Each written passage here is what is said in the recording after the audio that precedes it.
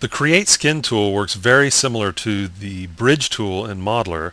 I thought what would be best is to kind of take a look at both performing the same operation, and then that way you could better decide which one would be the tool to use for any given operation that you're looking to do. So what I did was I went ahead and created two shapes. I've got this flat star and I've got this flat disk, and what we'll do is we'll run Create Skin on it, and what it'll do is it'll bridge the two pieces together. So I've got this facing opposite of this, so they'll become the two end caps of the geometry. Okay, so we'll head over to Multiply, Extend, More, Create Skin, and I'm going to go ahead and go full screen so we can see the result. So they bridge together, kind of skinning together. It's also known as lofting. It's a way that we can bridge the two shapes together to create this geometry. Now, what happens if I perform the same operation on the two pieces using the Bridge tool? Well, in Layer 2, I've set up the exact same setup, and what we'll do is flip these so that they're facing each other, and under the Construct tab, we can choose Bridge. Now, on the surface, it looks like it did the same thing. If I go back and forth, it's very similar. Okay, some of the points were connected in different ways. The difference is there are no end caps. What the Bridge tool does is remove those end caps. So if you were using the Bridge tool and you wanted those end caps, you would need to select those points and hit P for polygon.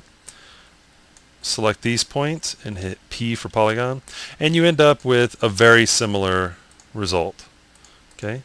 Well, what if it wasn't flat geometry? What if we had two 3D pieces of geometry? They were extruded flat pieces, and I selected these two faces and I wanted to skin them. Well, we saw the result of skinning the flat shapes, so we pretty much know we need to flip these polygons, and I'm going to come over to the Multiply tab and choose Create Skin.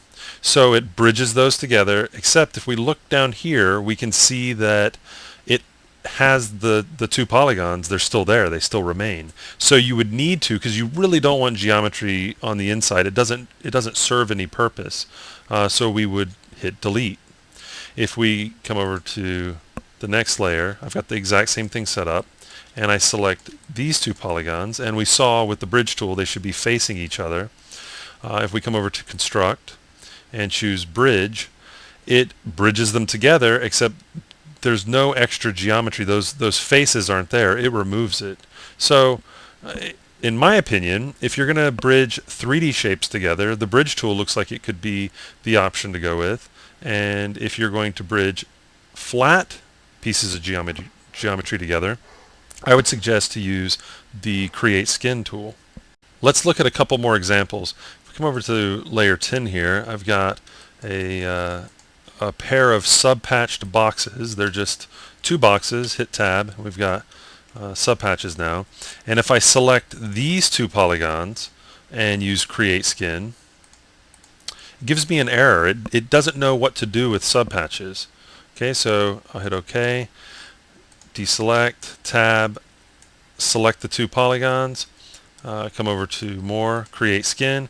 It bridges them, but it actually, you can see the crossing lines here. Even if I delete these two polygons and hit Tab, and let me flip these polys, it spins them and makes triangles. So we need to go in and merge. I'm just selecting the two triangles and hitting Shift Z for merge polygons.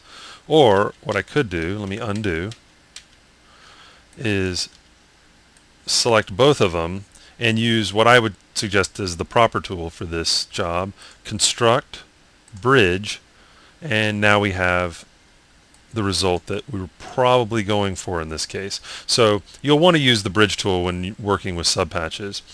And there's one more thing I wanted to show, and this is working with curves or splines. So we'll come over to layer 3 and let's just create a couple curves, and I'm going to use the drag tool to kind of move those points out. And let's do another shape.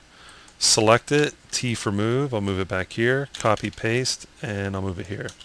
I'm going to select all of these, copy, paste into a new layer so that we can come back to those. So I'm going to select all three of these, and let's use create skin on that. So multiply, create skin, and you'll notice that the curves remain. Okay, I'm going to go ahead and cut those. We'll paste those in another layer so we can always use them again. And we'll flip the polygons that are there and go to texture. So in this case, it doesn't put end caps because there were never end caps to begin with. It's the equivalent of extruding a curve. It wouldn't put end caps on there. But we've bridged this together, and we could always select P for polygon, flip, select P for polygon, and in this case we don't have to flip it. Okay, so this is using the create skin tool. If we look at the curve and we put the shape in the background, we'll see that the skinned elements, the bridged polygons that were created, match the shape of the curve. If we select the same splines or the same curves and we use construct bridge, now in this case it didn't grab that other one. Let's back up. Let's select them one more time to make sure. So I've got this, and I'm going to go bridge. As you can see, it's only going to work with the first two curves. Okay. The other thing that you'll notice is we lose the splines. There's this one because it didn't take advantage of that one. We use the splines, and it didn't give us the smooth curve shape. Right? If we compare the shape in layer 3, it freezes, it converts the spline into polys and then performs the operation, whereas if we wanted that smooth curve, we would need to select this geometry and hit tab for subpatches to then get the exact same shape that we're getting when we use create skin.